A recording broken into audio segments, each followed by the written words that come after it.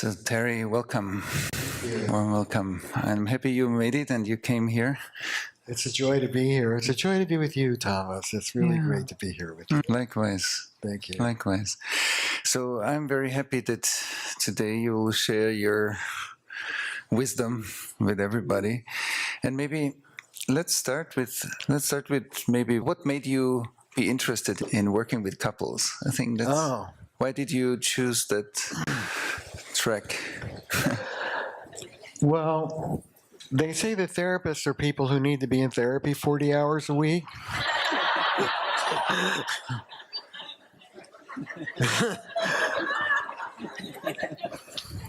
So truly, I need all the help I can get.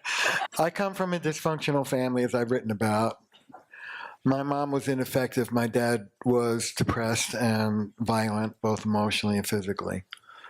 And I honestly believe I became a therapist to figure out how to heal myself. And then I became a couples and family therapist to figure out how the heck to have a relationship, because what I saw growing up and what I saw in the culture gave me no equipment whatsoever. And so I set about trying to figure out how to do this. I like to say every man that I work with in therapy is really my father. And every man I heal is my father. And every man I don't heal is my father. And I grew up pretty much in a war zone. And let me say more generally, I believe that what we want now in relationships, myself included, is historically brand new. I believe that we have never seriously wanted intimacy in our long-term relationships and marriage. We wanted companionship and stability. And now all of us really want to be lifelong lovers. We want long walks on the beach and holding hands and sex in our 70s and beyond. But our culture, patriarchal culture, which we all live under, simply doesn't give us the tools to realize that ambition. And so most of us are walking around pretty frustrated in our relationships, and we all know who's to blame.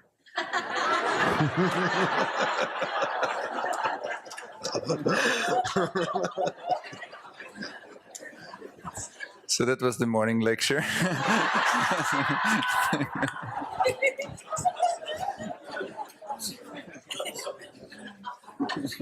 So I think I've been thinking a lot. Well, first of all, let me say to the group a couple of things. This is a coming out for me for a number of reasons. This is the first time I presented around the world, and this is the first time I've ever presented barefoot.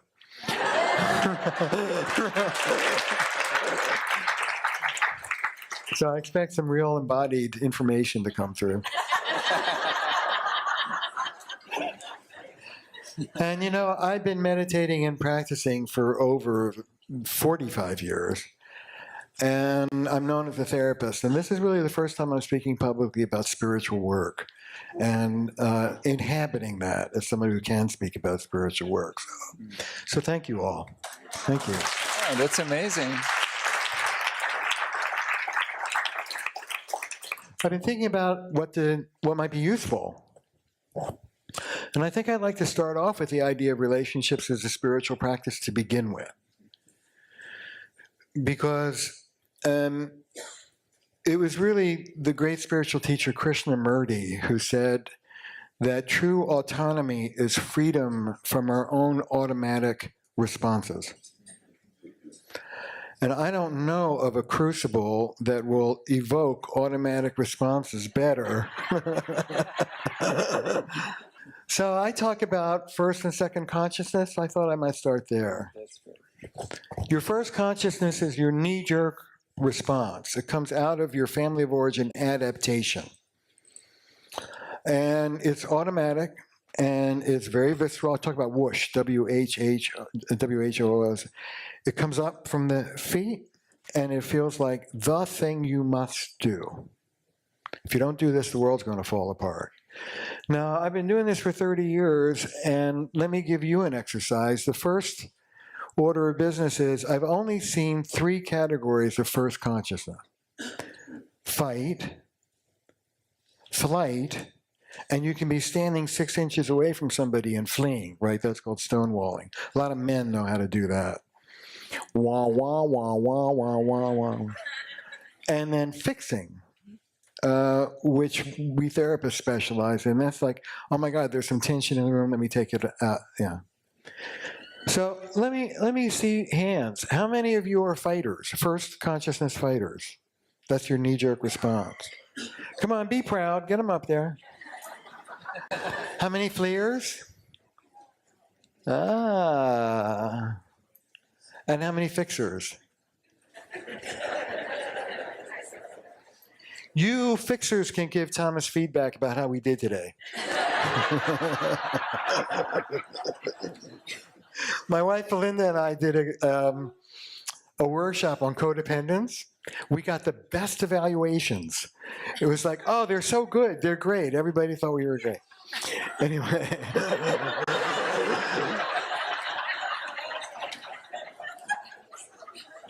So here's the thing. You can be spiritual on the pillow. Not a big problem. Be spiritual when your partner is in your face screaming at you. I mean that. Be spiritual when you're feeling abandoned. Be spiritual when you're in the dark night of soul in a relationship and you think your relationship is a big mistake and you're trapped in it. Be spiritual then. And what I mean by be spiritual then is that when you feel that whoosh, you reach for a different part of the soul, different part of the psyche, prefrontal cortex in the brain. You reach for a part of you that can stop and breathe and think and be deliberate. I have a little institute. We're always struggling, you know, and I have merchandise ideas. I want to do a Dr. Terry action figure at some point. I think that would be really great. We all had shitty childhoods. Get over it.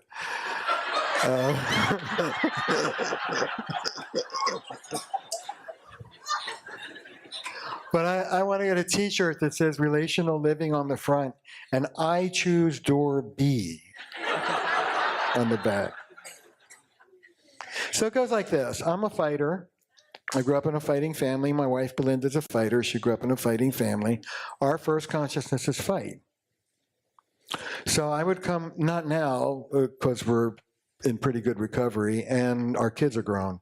When the kids were, it's a lot easier. You have a 7-year-old, right? She'll give you a lot of opportunity.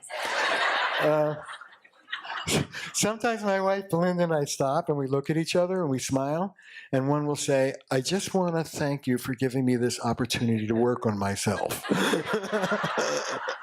That goes over real well. Anyway, you reach for a different part. So I would come home after being on the road like this. Belinda would be with little kids, and I would be met with rage, with self-righteous indignation. I can't believe it. You left me here alone with the kids, blah, blah, blah, blah, blah, blah, blah. And my whoosh would be rage. What I like to say, what my body wants to do is bop her in the nose. But being a feminist, I would relegate myself to verbal abuse.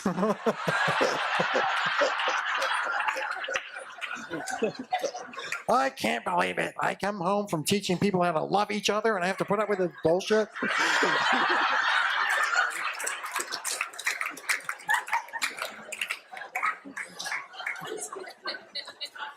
So that's door A.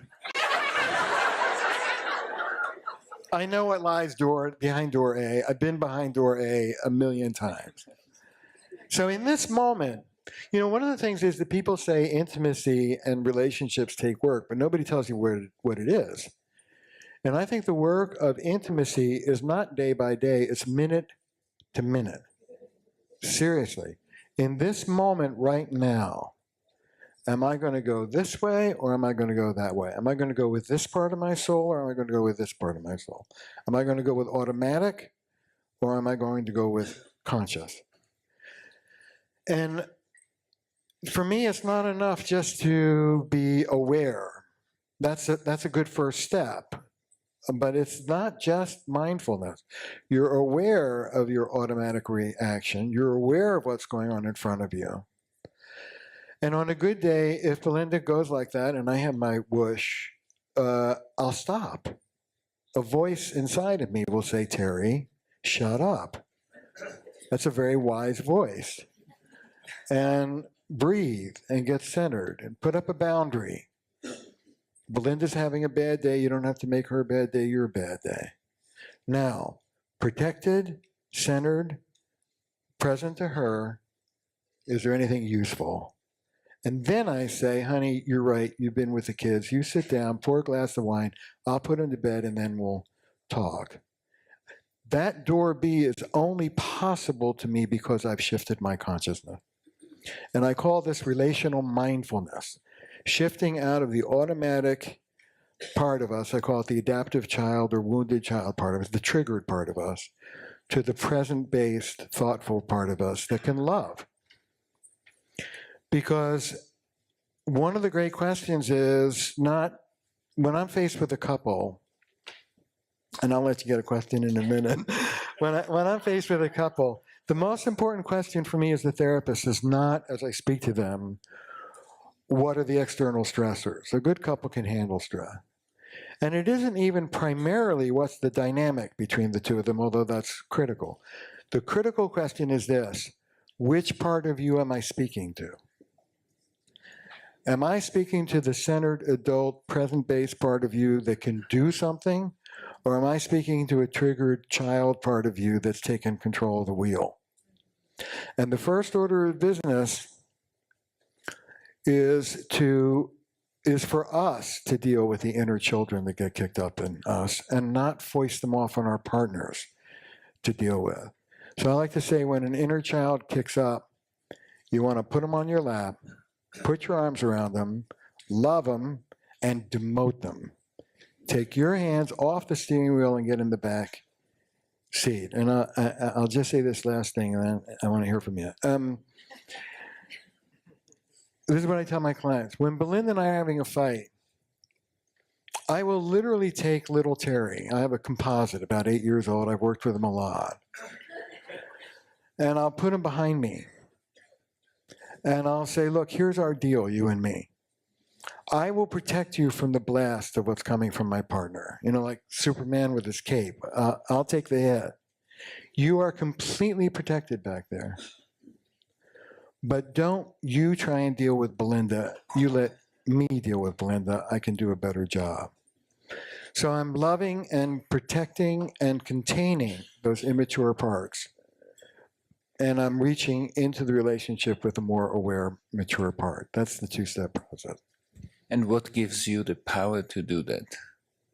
So how do you, like, because when we are in these fights, so what decides if we have the presence or the awareness to connect to the mature part, and what is the probability to stay stuck in that young part? So what is actually helpful for us to learn to be more in the adult part? What is the practice, or what can strengthen that part?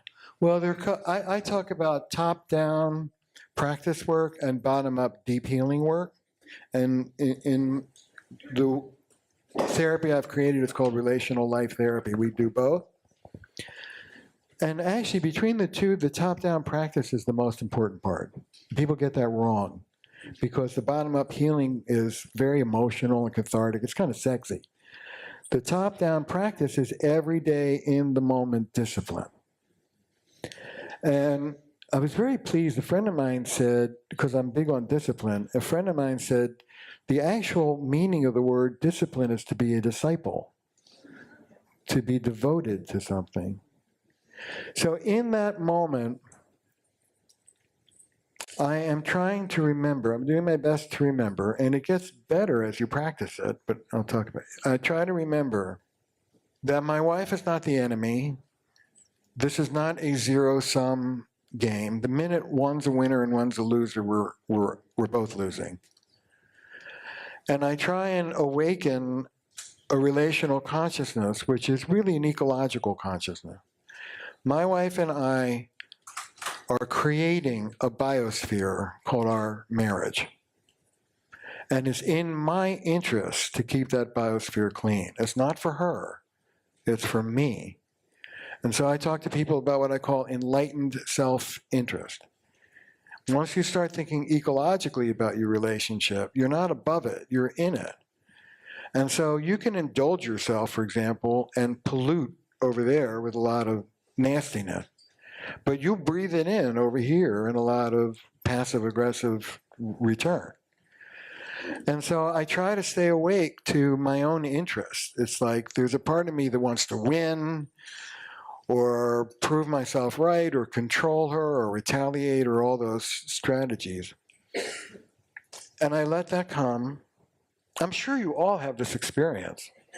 No, I mean it. Have you not had the experience of the gorge rising and on the tip of the tongue is the nasty thing, and you take a breath and you bring yourself back down? Can I see hands? Have you had that experience? Yeah. We all know how to do that. So it's just, and the other part that I love is that this can be actively cultivated, that you can set your mind to do more of it in the moment. And it's just like going to the gym. You build those muscles. The first time I did it, I was terrible at it. The 3,000th time I did it, I was okay. Now, sometimes you have to take a break and go off by yourself and get recentered. That's fine.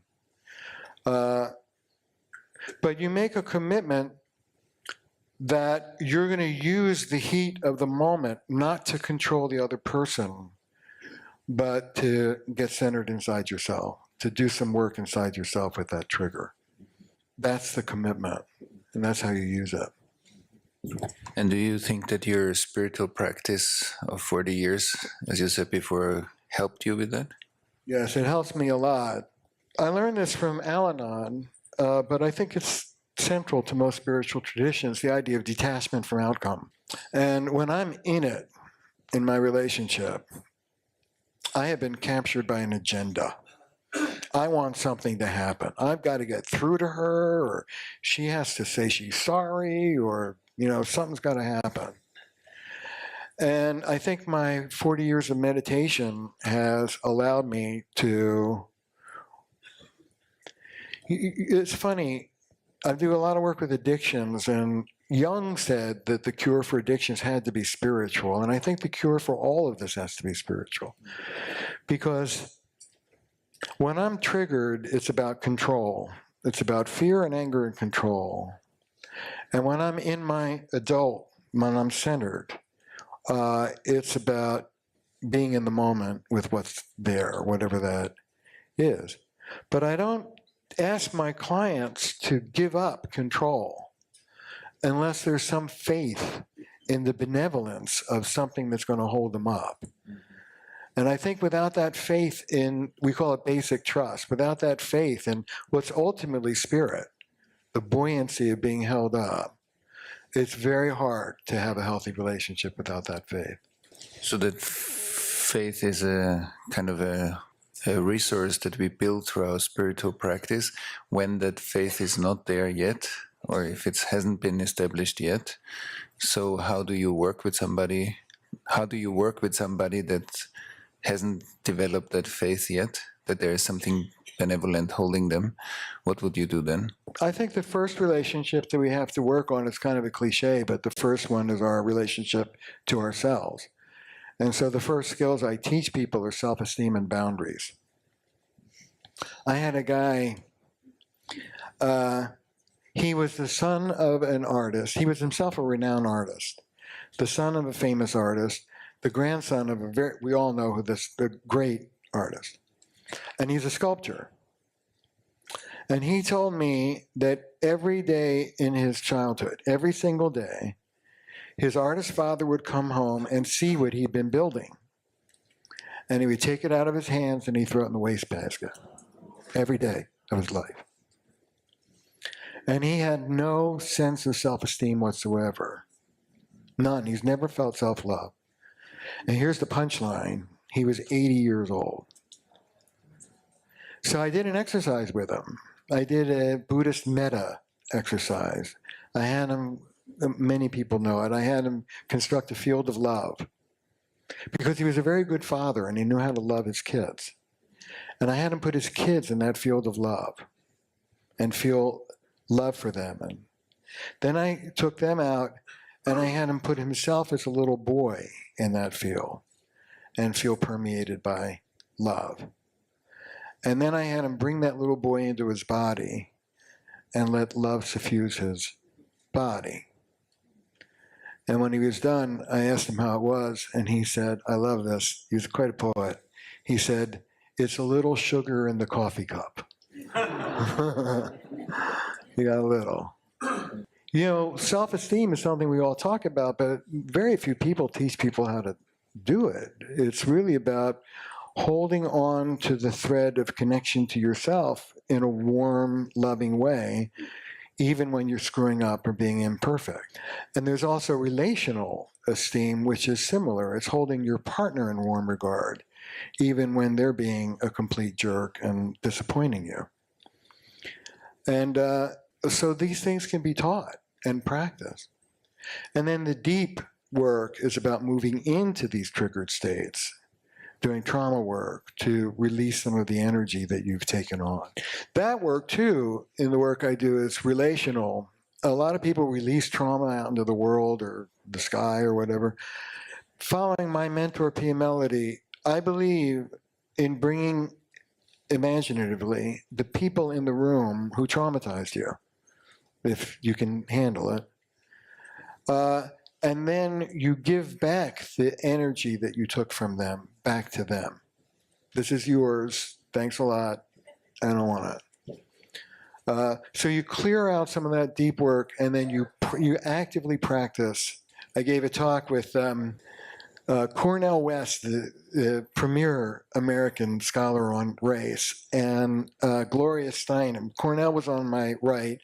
Gloria was on my left. They were giving talks, and I was in the middle. And Cornell got a standing ovation, and Gloria got a standing ovation. I'm not going to tell you what I got. But my wife was all the way in the back of the room, and she cracked up because she could see me looking down at the floor, saying to myself, I'm enough and I matter. I'm enough and I matter.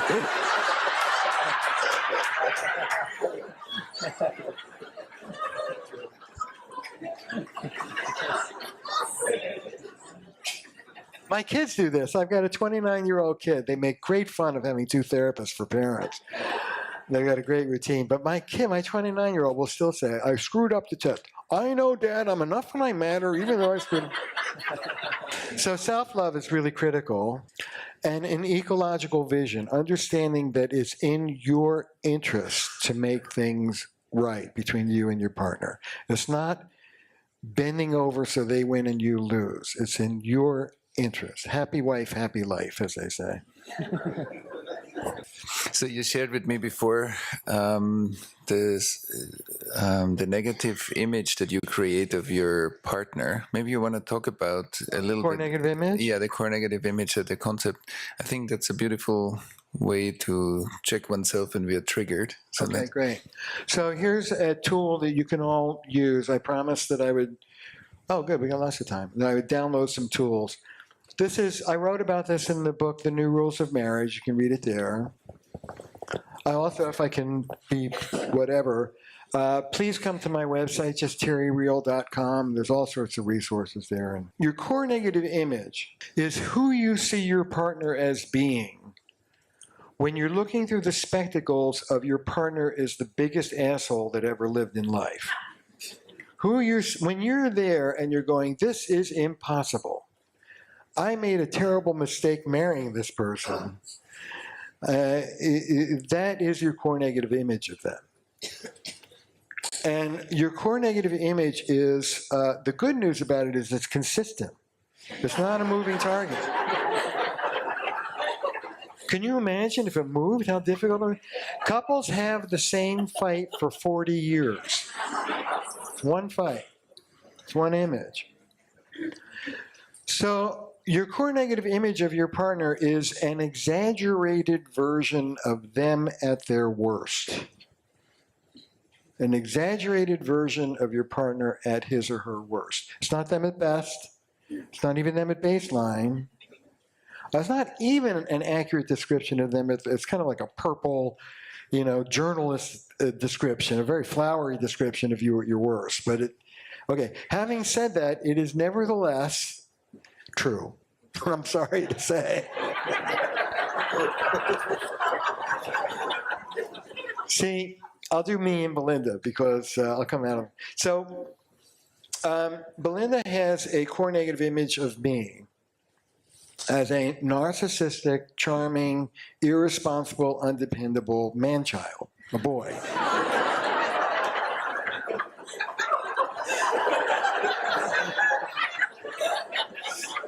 I know you're all laughing because you're thinking, how sick must that woman be to think My core negative image of Belinda is that she is an insatiable, critical, demanding, controlling witch. Now, I feel very fine about coming out of the closet because this is not a rare heterosexual pairing, these two. All right, so here's how it works. So I come home after being on the road. Belinda's there with the little kids. They're old now, but whatever. She flashes out, and she's in a rage when I come home. And she's seeing me through the spectacles of this man-child, this boy. If I know that that's her core negative image, a number of things are possible for me. One is I don't have to take it personally. No, that's big. That's boundary work. I don't have to get all triggered and bent out of shape because she's seeing me that way. It's like, well, this is her core negative. I know. She's talking to that boy. I got it. I know what she's thinking. So it really helps with boundaries. And then the other thing is, if you can tolerate hearing your partner's core negative image of you and vice versa, and they should only be like 5 words the way I said it. Don't go on and on. If you know what your partner's core negative image, you have operating instructions. Because your partner's core negative image of you points in the opposite direction of where you want to go. So if Belinda sees me as irresponsible, and I go, oh, you're making too much of this, she'll go, see, I knew he was irresponsible. Look at the way he answered that. Her core negative image, guess what? Triggers my core negative image of her. The minute she starts criticizing me, then she's that insatiable witch. And our core negative images are arguing with each other, and we could sit down and have a beer. We're done. It's on automatic. So if you know what your partner's core negative image is of you, it takes a lot of the sting out of it. Because what happens is your partner tries to get through to you about what's wrong. They're very exaggerated in what they're describing. You react to the negative exaggeration, and the grain of truth in what's being said gets lost. And so the way out of a core negative image is to be accountable. Yes, I did it. You're right. I'm sorry. And maybe even compassionate. I can see how you might feel bad. But you can't do that if your core negative image triggered and you don't know that and you're not on runaway. So anything I do that's feeling responsible, Belinda will be pleased by. Anything I do that's really irresponsible, I know she'll be triggered by. Anything that she says to me that's really appreciative, I love. And anything she says to me that's really critical will really rile me. So there are operating instructions for your relationship. So basically, when you work with people, you work with them on seeing that core negative image and then sharing it with their partner in kind of an intimate, maybe facilitated space so that they both can learn to see their core negative images operating with each other. That's the work that you do. That's exactly right. In the spirit of this is an exaggerated version of you at your all-time worst. And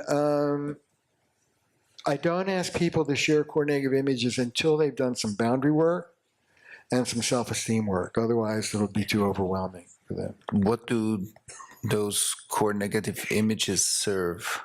So if it comes up for the person, so what do they serve? Do they have a function that they serve? That's a great question. Well, this opens up quite a can of worms. Your core negative image is it's a wound. It's always based on a wound or a fear, which is also a wound. And your core negative image is really a combination of the family of origin childhood wounding that you bring to the table, that you're misreading, with the fact that you hired somebody to do exactly the torturous thing they're doing to you. So when people say to me, is my partner really doing this to me, or am I overreacting because of my childhood? The answer is yes, it's both. And I call this the mysticism of marriage. Falling in love means that you believe, whether you're too sophisticated to say it aloud or not, that with this person all will be well. You will be relieved of your family of origin wounding. This will complete you, this will heal you, or at the very least, you'll avoid all that crap. That's who we fall in love with. We all marry someone who's exquisitely designed to stick the burning spear into our eyeball.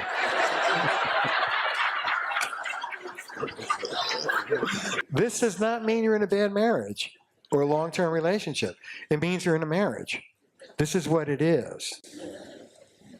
And our culture gives us no tools or help in navigating how dark that gets. It's really dark. I talk about the dark night of the soul.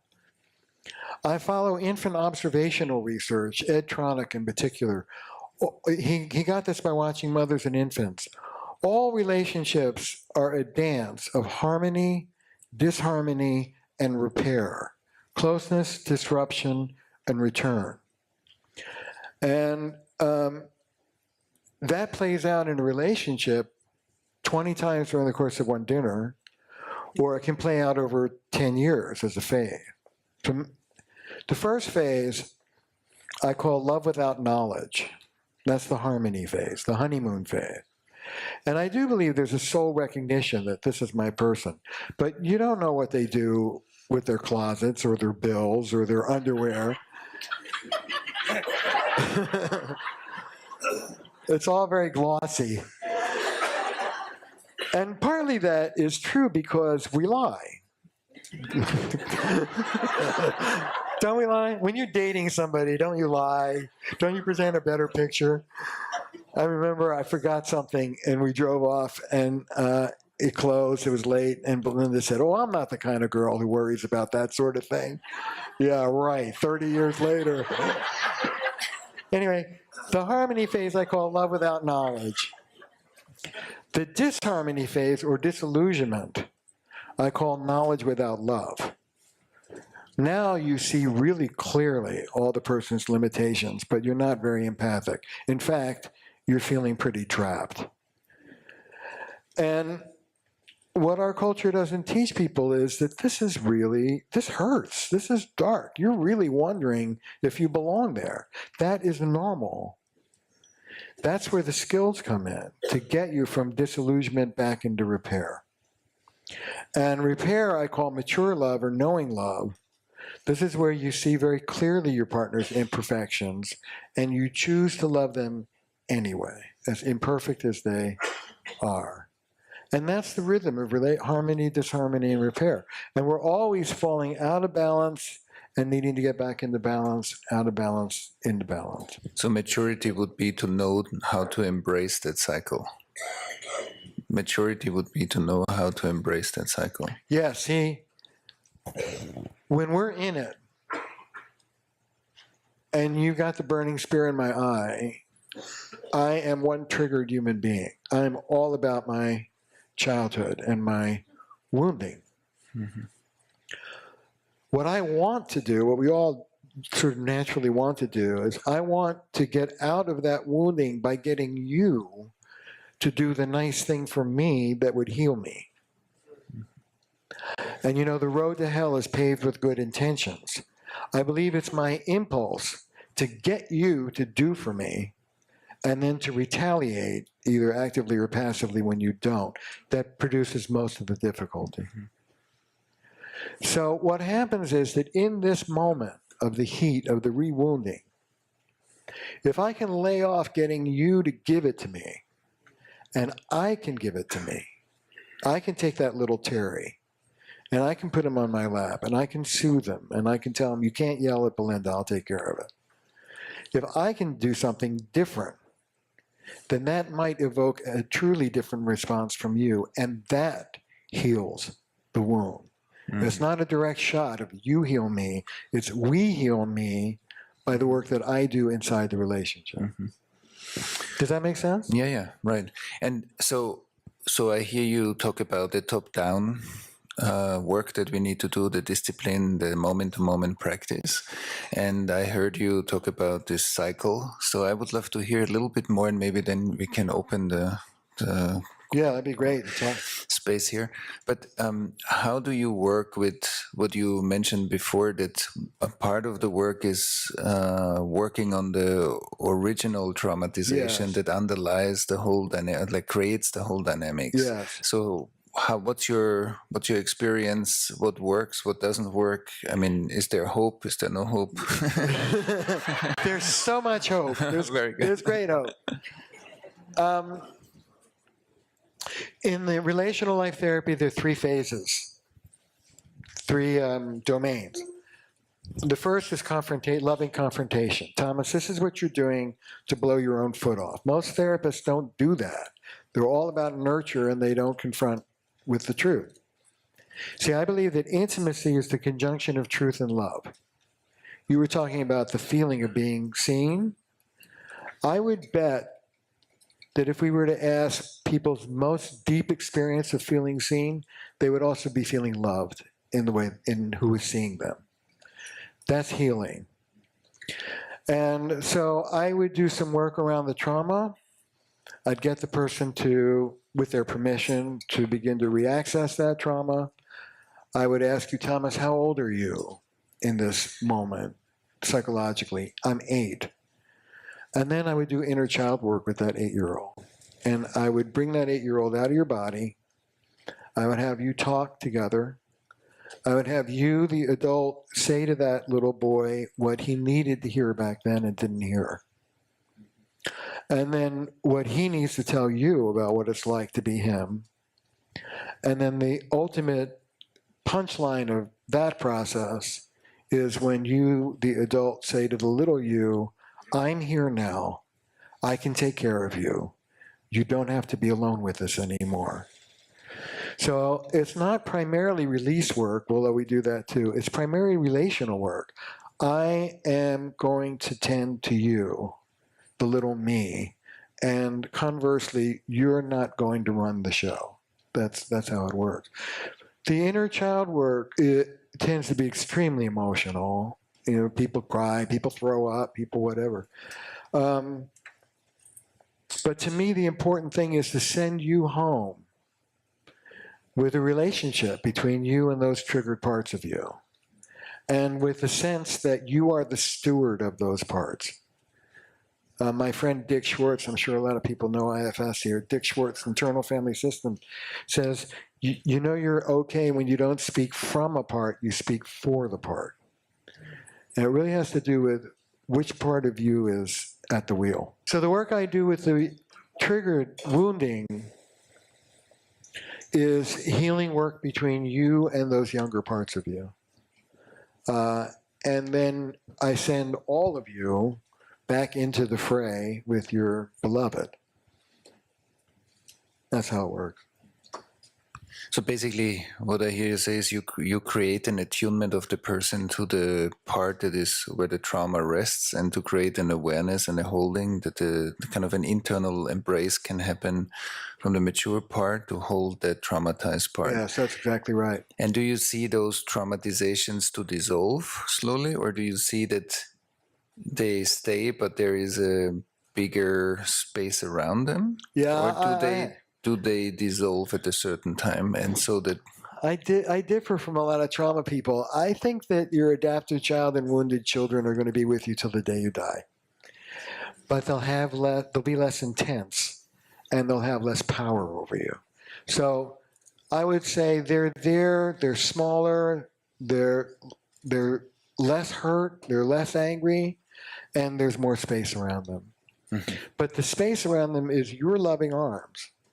That's the key. The key is your reparenting. There are three elements to good parenting: limits, guidance, and nurture. And right now in the therapy field, it's all about nurturing those little parts. But I got to tell you, those little parts can create a lot of havoc in your life. So I'm about nurturing them, giving them wisdom, and giving them limits. You're the parent. That's beautiful. I like it. So what I hear you saying, your experience is that those traumatizations can be maybe reduced. They can be held better, but you see them in your clients staying in a way, but with a higher level of conscious awareness around them. That's your experience. Yeah, they're still there, but they matter less. They matter less. They just don't matter. Somebody told me about Ram Dass. Somebody asked him, now that you're enlightened, are you still neurotic? That's a little like your question. And I was told, he said, oh yeah, I'm just as neurotic as I always was, but before I awakened, it was my neurosis, and now it's my neurosis. It's a little like that. My wound. Okay, it's my wound. It's like that. So great. So maybe everybody in the room has a... So I would say we open... Yeah, great. Questions, thoughts about your own relationship, about what I said? I've been married twice. I'm currently in my second marriage. The first one was 20 years. Now I'm into 10 years with my second husband. And my question is, what happens when you have one partner in the relationship who is willing and the other one is not? You know, you're the only person who's ever asked that question.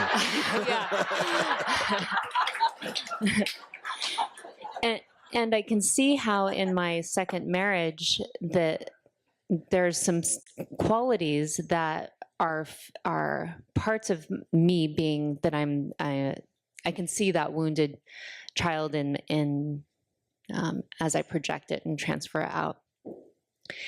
And then I can see how I have done some healing and been able to hold myself, the integrity of myself around that. But then the second marriage, I can still see the same qualities. They're expressed differently. And again, I have someone who doesn't quite want to walk with me, but I also see that that is also my willingness to walk with me. That's great. If you're with a partner and you're working and they're not, it all depends on the spectrum. It all depends on what we're talking about. I talk a lot about what I call micro disappointment. So on Thursday, you're in your partner's in his, we'll say, is it a he or she? He. Okay, he's in his adaptive child. When your partner is being immoderate, you try and be moderate a couple, 3 times to see if you can get them back. If you can't, take a break. Don't keep batting your head against the wall. And don't get all bent out of shape because they're not in their adult. You're liable to get in your children in 2 seconds, so you got nothing to be high and mighty about. You don't have to get into shame because it's got nothing to do with you. And you let go. I call this relational integrity. If your partner's in the mud pit and you take a deep breath and despite every muscle and nerve in your body saying, get down in that mud pit with them, you don't. That is a bad day for your partner, a mixed day for the relationship, and a marvelous day for you. That's relational integrity. And I feel that quite often. But then ultimately, I lack the intimacy in my relationship. Yeah, well, it's that ultimate part that's so difficult. If you're feeling overly lonely and that your partner is not at that second level, being able to process the relationship, make things better, whatever, try and bring it up. If you're stuck between the two of you, then to me, that is an indication to go see a therapist and see if the therapist can work on them. And you want a therapist who's going to be really active and take them on, which most therapists don't do.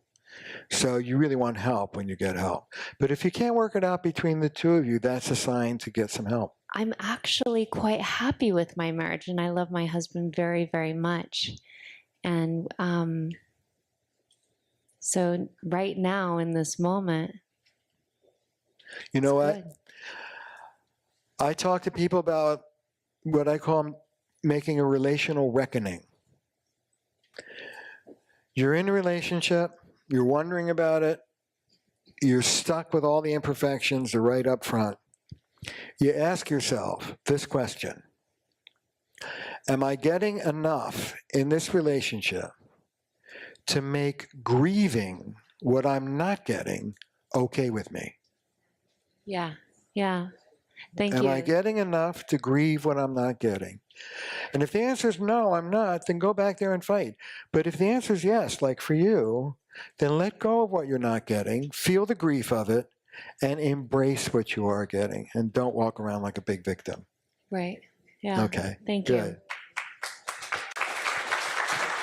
As you were speaking, my lower stomach just clenched in terms of, oh my gosh, this is, I hope this isn't the future of what relating has to offer.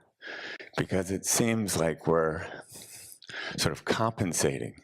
And I was very curious, like, what, if anything, you thought might be the next frontier of what's possible in relationships? Oh, that's beautiful. The focus on my work for the last 30 plus years has been trying to help men and women, both gay and straight, same-sex, heterosexual, move beyond patriarchy. Because I think the patriarchal system has no interest in intimacy. In fact, it's frightened by intimacy. It's frightened by adults, likes children. And so I think the next step, and I'm watching young people, and I'm very pleased with, I'm a big fan of millennial men. Yeah, go ahead. You know what, for all of your much commented upon narcissism, millennial men are the most egalitarian, expect joint decision making, expect to help out in the house by and large, are universally for gay marriage. We've come a long way in 50 years of the women's movement and the men's movement. And look, where we're headed is true mutuality between the sexes. And true mutuality in your living room and your bedroom. It's not just about compensating for what isn't, but the shadow will always be with us, and we'll always have to work with the shadow. That's where the juice comes in.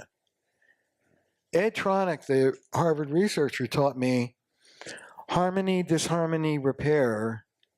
He's been researching this for 20 years.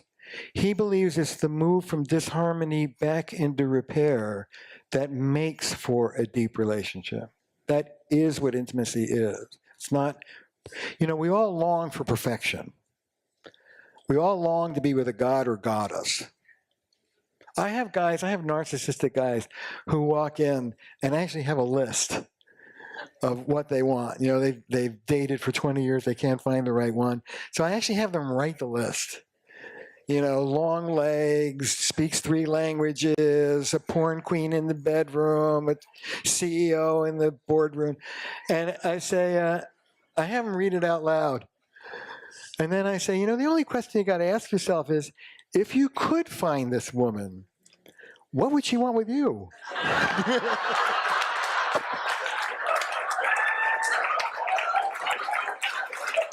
We long for perfection, and we feel deeply entitled to perfection, to be honest. But it's the collision of your human imperfections with mine that makes the relationship.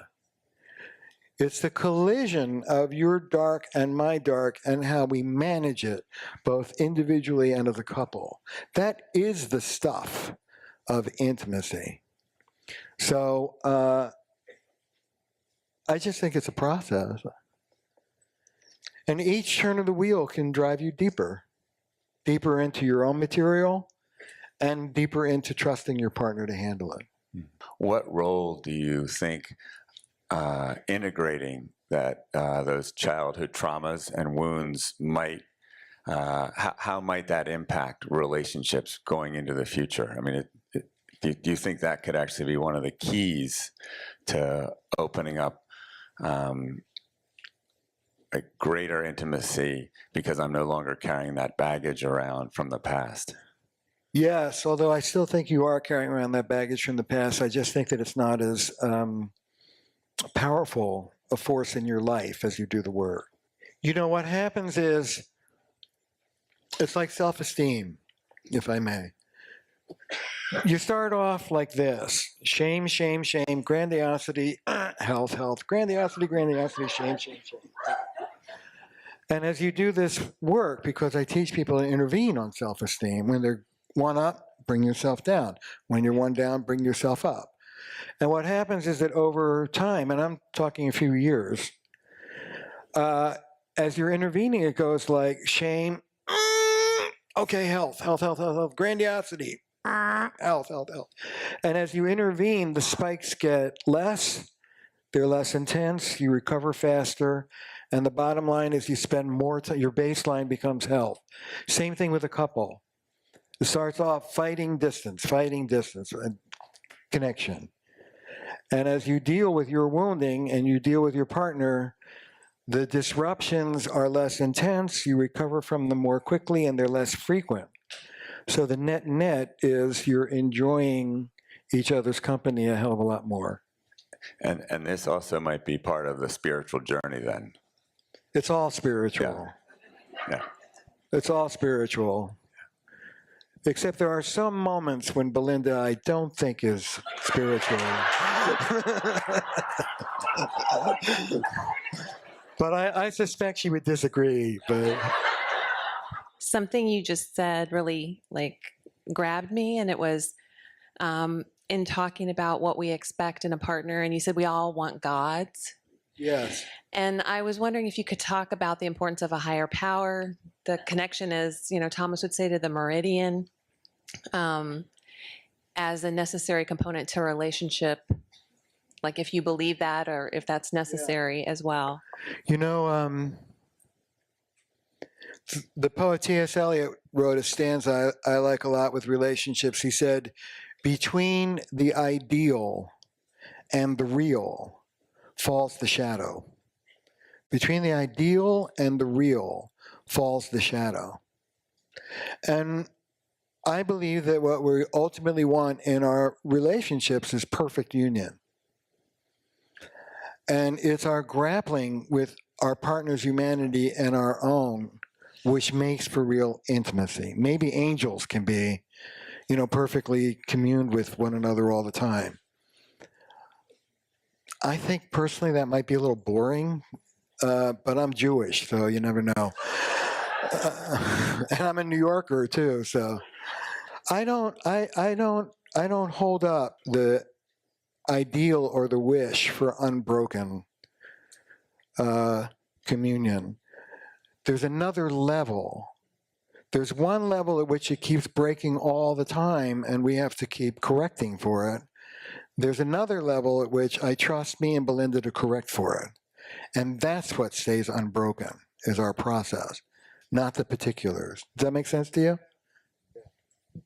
Yes, and what I'm hearing, and maybe you can kind of expound on it, is that relationship is the path to God, that there is no ideal.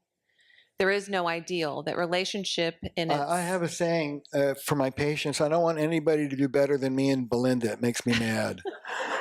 So you can be as ideal as I am, and no more. Thank you. I think it's the reality of our relationships. It's the opportunity. I don't want a perfect relationship. A perfect relationship isn't going to drive me deeper into my work.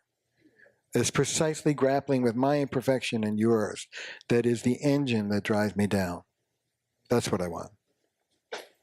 And so just for clarification, the idea of a higher power, whatever that is, how does that factor into your relationship with Belinda? Well, there were parts of me, and I think that's what I've been talking about, that would make her my higher power and be dependent on that, and then be pretty nasty when she didn't meet my expectation. And I talk to people who are codependent that way or love addicted that way about reappropriating abundance. Your partner didn't walk off with all the abundance. It's still right here with you. And so I think if you can stay centered and you can stay in touch with something that's alive and vital in you, then the wear and tear of the relationship, it becomes your dharma. It becomes the point of your awareness instead of an oppressive force that you're trapped by.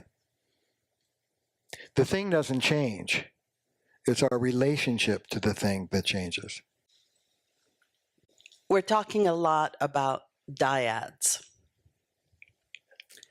And I'm just wondering, for me, the question is the next frontier a dyad alone?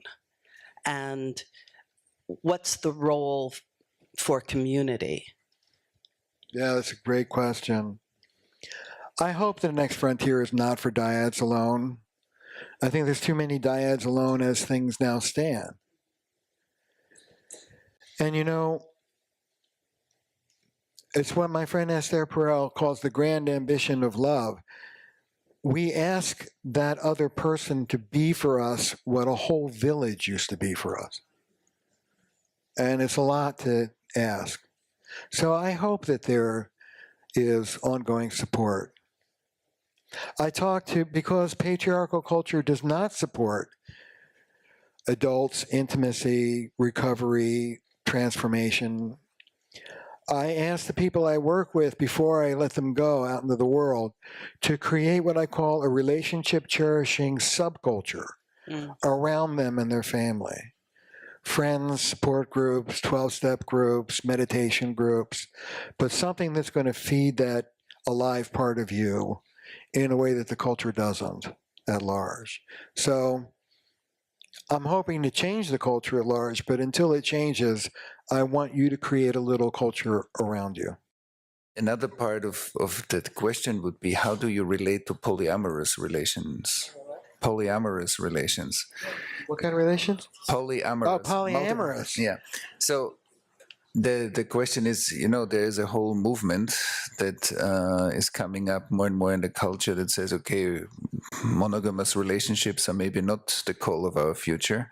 So how do you work with this? How do you relate to it? My favorite quote is Alexandre Dumas. He wrote, "The chains of matrimony are so heavy, it takes two people to carry them, sometimes three." Polyamory is not infidelity.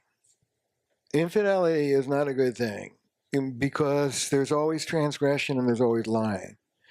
Polyamory is precisely trying to eradicate that by being open. I have no Terry's little rule book about whether you should be monogamous or an open marriage. For example, when I'm training heterosexual therapists, you have to let them know that in male gay culture, monogamy is not necessarily the norm. It's at least as prevalent, certainly before AIDS it was prevalent, and now it's coming back, that it be a primary relationship with flings on the side that don't interfere. I call it the European model, no offense.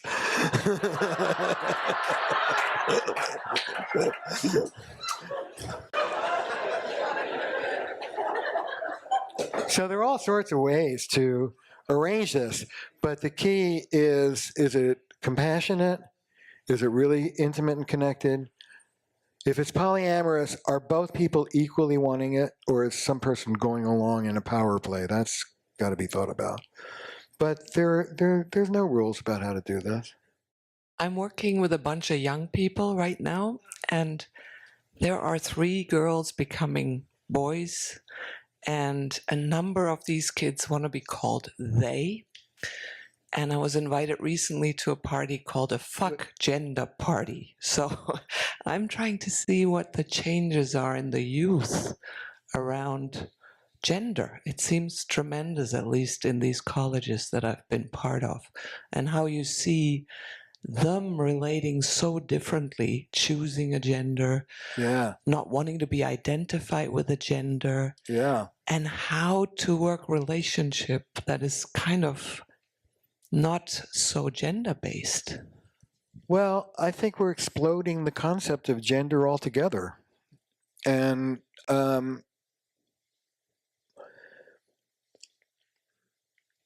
men being manly and women being womanly, it turns out to be really helpful in the bedroom.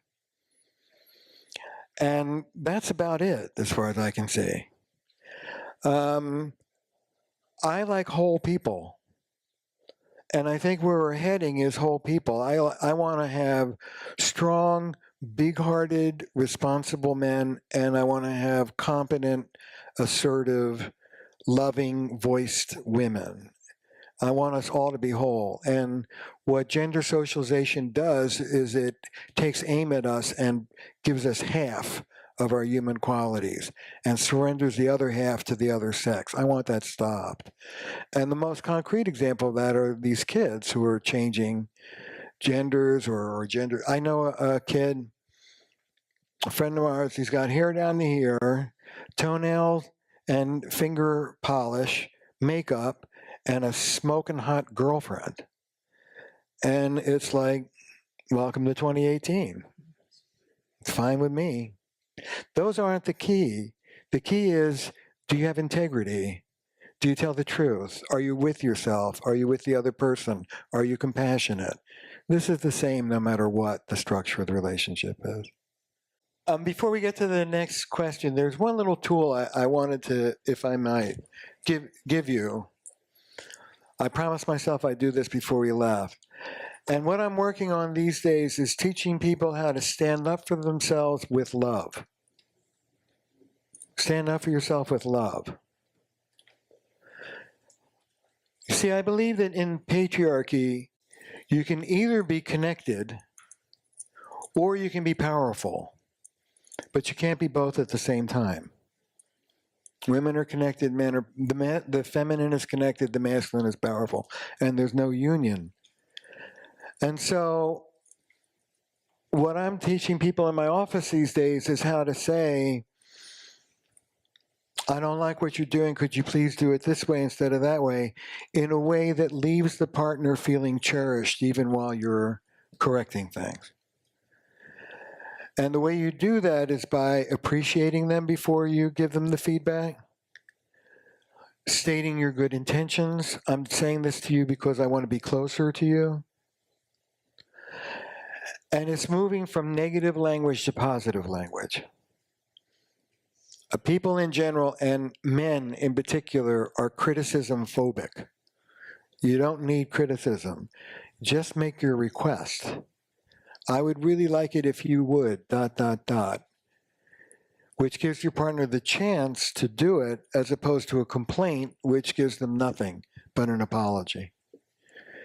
So I want people to be more proactive about their relationships and less resentful, and really reach in and shape your partner. I would like 10 minutes of empathic listening. Empathic means, they're there, I'm sorry, that sucks, tell me more about it. Could you give me 10 minutes of that? I want people to say that up front rather than wait, speak, have the partner fail, and then criticize them for failing. Our relationship to relationships in this culture is passive. You get what you get, and then you deal with it. I want us to wake up, identify what our wants and needs are, put them out in the spirit that you're not entitled. Sometimes you'll get them, sometimes you won't, but they're worth a try. and put them out in a way that cherishes your partner and cherishes the relationship at the same time that you're cherishing yourself or standing up for yourself. So for example, instead of, I don't like how you're talking to me, you better stop talking to me like that, you say, I want to hear what you have to say. Could you tone it down so I could really listen? Two ways of saying the same thing. I'll tell you a story. I like stories. So I had a young couple, and it was a classic heterosexual deal. He wanted sex all the time. She wanted sex none of the time. So I got them talking off of their positions onto what does sex mean. And like a lot of men, for this young man, sex meant closeness and desirability, and that he's loved, that he's cared for. So we floated this guy, this is a true story. 2 weeks later, they come back, they're all grins, it's solved. I say, okay, what did you do? He said, the woman said, the next time my husband came up and wanted sex, instead of my usual, I walked over to him, gave him a hug, and gave him a big kiss. I looked him in the eyes and I said, the first thing I want you to know is you are really hot. I am really attracted to you. You're a wonderful man. You're a wonderful lover. Physically, I think you're really handsome. And no, I don't want sex right now.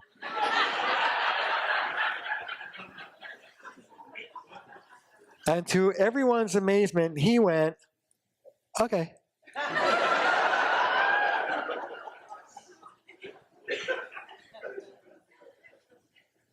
Give to your partner even while you're asking something from them.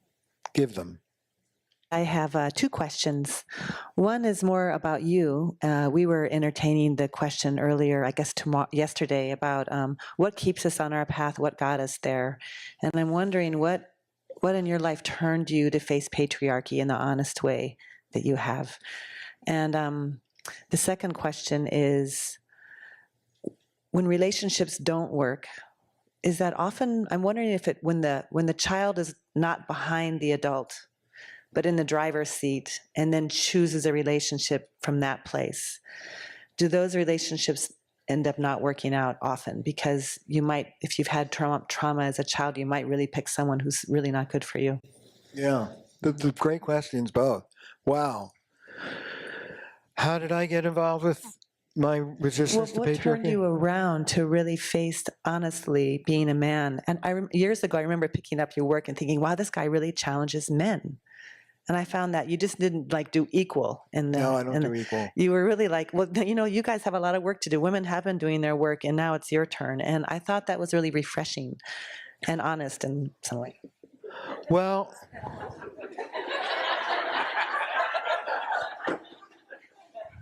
what gave you the courage to do that? Because that had to come from you first, I guess. Like, was there a person that you met? I'll tell you. I was bathed as a child in the most, maybe not the most, but certainly a toxic form of masculine power. And that's been my karma. That's been my Zen koan. What is right relationship to power in general and masculine power in particular? And earlier in my life, I was grandiose, and I seized that power in ways that were not useful. Later in life, I tried to divest of the power I had because I thought it was destructive. And I'm sitting here with you now, and Thomas, I feel in pretty right relationship to power. Let it flow through you and don't own it, and be grateful. So that's patriarchy. In terms of, and I'm just passionate that the traditional roles of men and women, cut off men and unhappy women, is the norm. And we have to disassemble that structure if we're really going to be happy with each other. I'm not blown away when couples part. If there are children involved, I prefer that they stay together. But if they're not meant for each other, they're not. In terms of adaptive children picking your partner, yes, it can work well because that's mostly what happens. And there are times when it's time to go. If you have one partner who is egregiously abusive and not interested in doing any of the work, it may be time to go. That has to do with that relational reckoning that I talked about. But I don't believe in staying miserable for eternity because of some duty. I don't think it works. So when people break up, that's okay with me. What I don't want is a continuation of the same miserable pattern over and over and over again. If they transform, great. If they dissolve, less great. But I don't want them just beating the crap out of each other unto death. I guess what I'm getting is that there's something about self-esteem, the building up of self-esteem, when you reach that humble moment of realizing you've been a jerk or something like that. You know, my friend Mel Buchholz mentored me on that. Say that again, sorry. A friend of mine, Mel Buchholz, was my explicit mentor about how I was becoming successful, and it went to my head, and I was a jerk. And I knew it, and people confronted me about it. And I went to people and I said, how do I handle this? And my friend Mel said, you stand right up into the power. You don't pretend it's smaller than it is. You let it be big, but it's not yours. It's passing through you. So you're proud of your cooperation with it and your part in it, but you neither pretend it's smaller than it is, nor do you own it. I think that's where we are. It's communion. Rianne Eisler talks about a model of power over, which is patriarchy, or power with. And I think power with is the new territory for all of us. Say hallelujah. I mean, I'm asking this in part because I think humanity is facing the same situation in regards to our more than human world. It is. And it's like that humble moment it is facing us. And how do we do that? And I guess I just got the answer. So thank you. You're welcome. Yeah. Early on, you said something about men being hypersensitive to criticism. And I wanted you maybe to share a little bit more if you can talk about that. What a stupid question.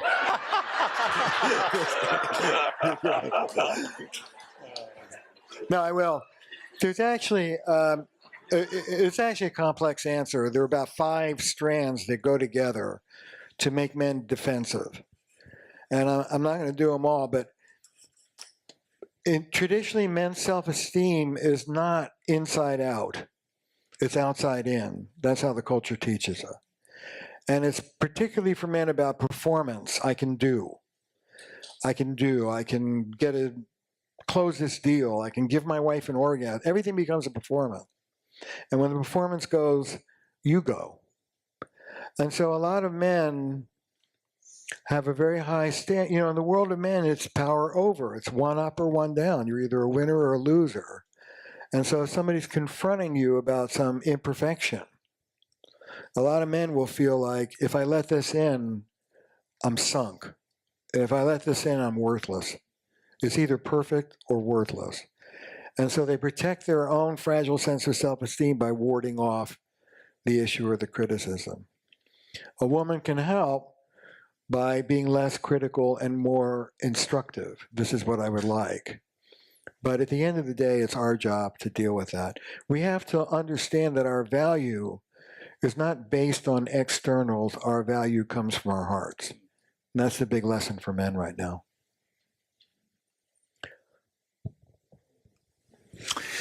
So, well, we almost at the end of our time. Is there anything that you want to share? Anything that hasn't been said that you think is important to you?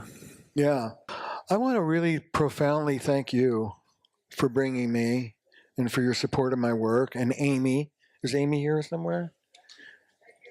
Yeah, Amy, my darling. And I want to thank you. This wasn't the easiest talk. I'm used to sitting, behind a podium and slides and being a professor, and it feels a little naked to be out here. And I felt wonderfully received by all of you. So I just want to thank you for welcoming me. Thank you.